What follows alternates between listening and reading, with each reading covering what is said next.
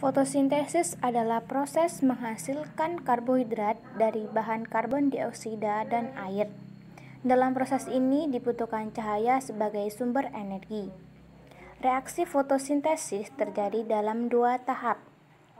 Yang pertama yaitu reaksi terang dan yang kedua yaitu reaksi gelap. Terjadi pada grana kloroplas yang reaksi terang dan reaksi gelapnya terjadi pada stroma kloroplas.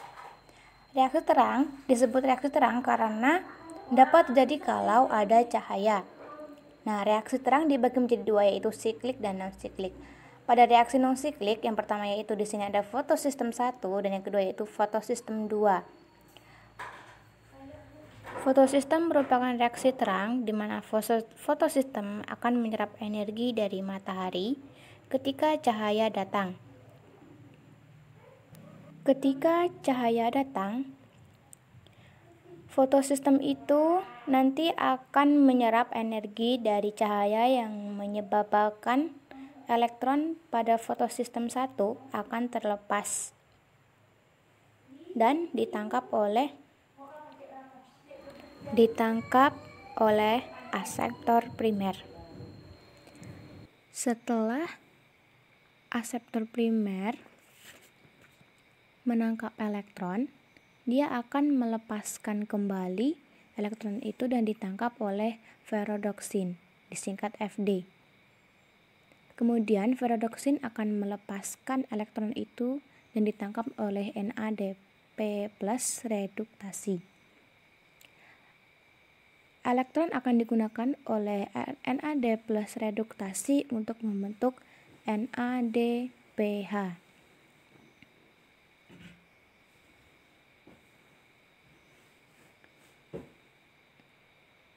Kemudian pada fotosistem 2, ketika cahaya datang, energi diserap oleh fotosistem 2 dan menyebabkan elektron pada fotosistem 2 terlepas dan kemudian ditangkap oleh aseptor primer. Kemudian elektron itu dilepaskan dan ditangkap oleh plastokuinon atau disingkat dengan Peki. Kemudian plastokuinon melepaskan elektron tersebut dan ditangkap oleh kompleks sitokrom dan dilepaskan kembali pada plastosianin atau disingkat dengan Pc. Nah, pada fotosistem 1 pada cahaya datang kan elektronnya dilepaskan. Akibatnya fotosistem 1 jadi kekurangan elektron. Kekurangan elektron pada fotosistem 1 ini dilengkapi dan dipenuhi oleh elektron dari plastosianin. Jadi, elektron pada plastosianin diberikan pada fotosistem 1 supaya tidak kekurangan elektron. Ketika elektron berjalan dari aseptor primer, plastokuinon, kompleks sitokrom, plastosianin, elektron itu nanti akan melepaskan energi sehingga akan terbentuk ATP. Kemudian kembali lagi pada fotosistem 2. Nah, di sini karena cahaya elektron tersebut dilepaskan, akibatnya fotosistem 2 jadi kekurangan elektron. Kekurangan elektron tersebut pada fotosistem 2 ditambah oleh molekul H2O atau air. Molekul air itu nanti akan memberikan elektron ke fotosistem 2. Akibatnya molekul air ini akan terpecah menjadi H+ dan oksigen. Jadi, oksigen ini dihasilkan dari pemecahan air ketika reaksi terang. Ini adalah reaksi terang non-siklik. Hasilnya adalah ATP dan NADPH.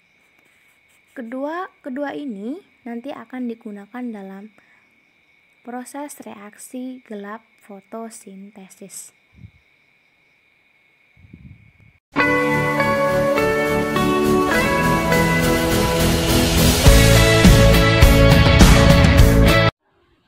Baiklah, saya akan menjelaskan reaksi terang siklik, di mana ketika cahaya datang akan ditangkap oleh fotosistem 1 dan elektron akan dilepaskan. Dan elektron akan ditangkap oleh akseptor primer. Nah, setelah itu dari akseptor primer, elektron akan dilepaskan ke perodoksin. Dari perodoksin, elektron akan dilepaskan ke kompleks sitokrom. Setelah dari kompleks sitokrom, elektron akan dilepas dan ditangkap oleh plastosianin. Dari plastosianin, elektron akan kembali ke fotosistem 1, di mana dapat disimpulkan bahwa di dalam reaksi terang siklik ini, elektron hanya memutar. Namun, ketika elektron dari kompleks sitokrom dan ditangkap oleh plastosianin, maka di sini akan dihasilkan ATP. Di mana pada reaksi terang siklik ini hanya menghasilkan ATP.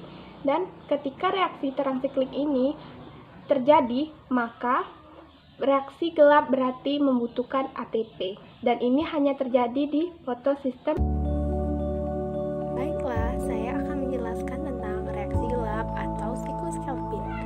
Reaksi gelap adalah proses pengubahan CO2 dan komponen lainnya menjadi gliseraldehida 3-fosfat yang digunakan untuk membentuk glukosa.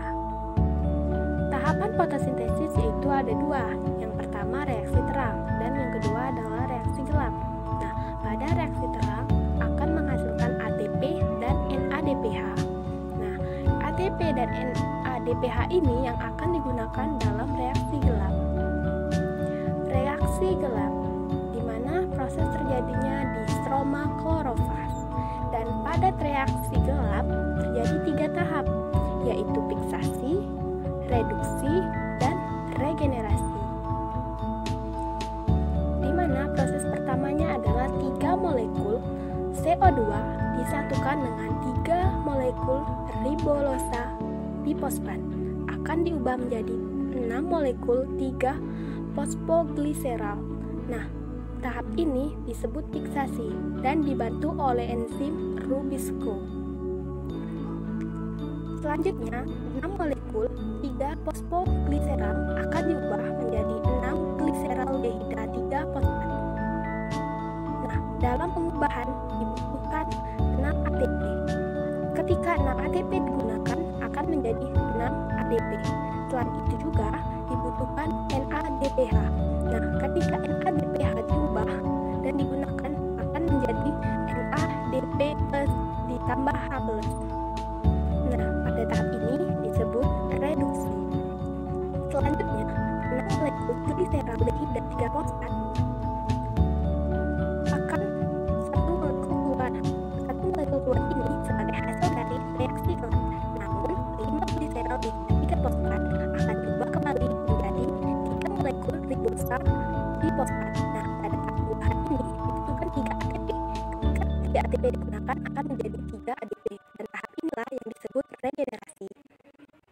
Nah, poin penting dari reaksi gelap adalah 1 molekul gliseraldehida dikeluarkan tadi merupakan hasil dari 1 kali reaksi gelap. Maka, untuk menghasilkan 1 molekul glukosa dibutuhkan 2 kali reaksi gelap.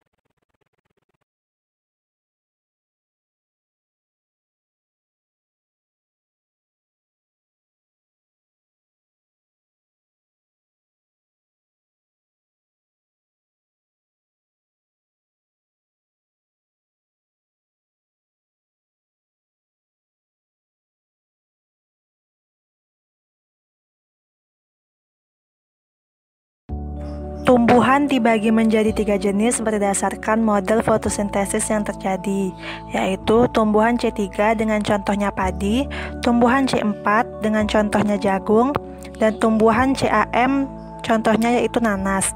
Pada reaksi gelap, setiap tumbuhan ini memiliki proses fotosintesis yang berbeda, namun proses fotosintesisnya sama pada reaksi terang.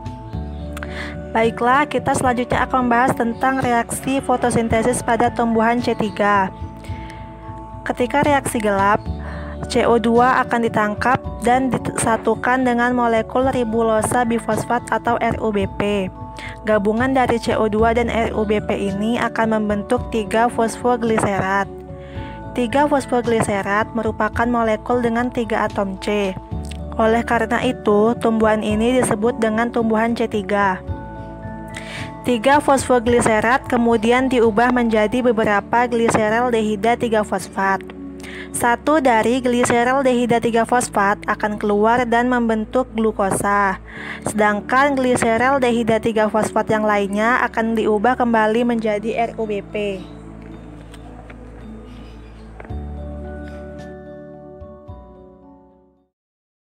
Baiklah, selanjutnya saya akan menjelaskan materi tentang tumbuhan C4. Pada tumbuhan C4 terjadi pada mesofil dan seludang pembuluh. Diawali dengan CO2 ditangkap dan disatukan dengan molekul yang dinamakan fosfoenol piruvat atau PEP. Kemudian membentuk molekul yang namanya oksaloasetat. Oksaloasetat ini merupakan molekul dengan atom 4C. Maka dari itu, tumbuhan ini disebut dengan C4. Diubah menjadi malat. Malat akan keluar dari mesofil, kemudian masuk ke seludang pembuluh dan melepaskan CO2. Dan berubah menjadi piruvat, kembali lagi menjadi fosfoenol piruvat atau PEP. Pada saat melepaskan CO2 di seludang pembuluh, CO2 akan menjalani reaksi gelap. CO2 akan disatukan dengan ribolusa bifosfat, membentuk 3 fosfogliserat, kemudian akan membentuk gliseraldehida 3-fosfat, dan membentuk ribulosa bifosfat. Karena menghasilkan gliseraldehida 3-fosfat untuk membentuk glukosa. Fotosintesis CAM. Jadi tumbuhan CAM adalah tumbuhan yang umumnya hidup di wilayah tandus dan panas, contohnya seperti kaktus. Fotosintesis CAM ini juga terjadi di 2 tempat dan waktu, yaitu di mesofil daun pada malam hari dan terjadi di sel-sel sarung berkas penganggur pada siang hari. Tumbuhan CAM ini akan mengambil CO2-nya pada malam hari, karena pada siang hari tumbuhan ini akan menutup rapat stomatanya untuk menghindari proses transpirasi yang berlebihan. Dan pada siang hari, tumbuhan ini akan membuat glukosa. Pada malam hari, CO2 ditangkap oleh senyawa PEP. Kemudian PEP akan diubah menjadi senyawa asam malat. Kemudian asam malat ini akan disimpan di dalam vakuola sel-sel mesofil daun selama semalaman. Kemudian pada siang harinya, pada saat stomata menutup rapat, asam malat ini akan mengalami dekarboksilasi menjadi piruvat dan karbon dioksida. Kemudian piruvat ini akan kembali membentuk PEP dan PEP ini akhirnya akan menjadi karbohidrat. Untuk CO2-nya akan masuk ke dalam siklus Calvin. Siklus Calvin ini nantinya akan menghasilkan glukosa yang akhirnya akan menjadi karbohidrat.